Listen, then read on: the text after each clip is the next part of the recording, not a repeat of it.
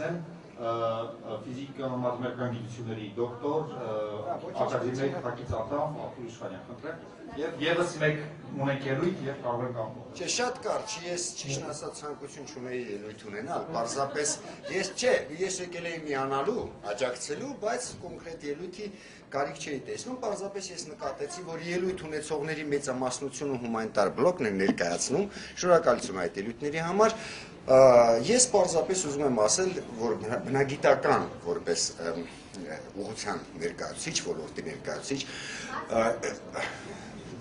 որպես բնագիտական ոլորտի ներկայացուցիչ, ուզում եմ ասել, որ վստահեցնում եմ ձեզ, որ ողբերգական հետևանքներ կգրանցենք մենք շատ կարճ ժամանակահատվածում հենց ֆիզիկա, մաթեմատիկա, բնագիտական ոլորտում։ Կարծում եմ առաջին զոհերից մեկը կլինի։ Ես ականատես եմ եղել ցավոք, որ Հայաստան վերադառնալուց հետո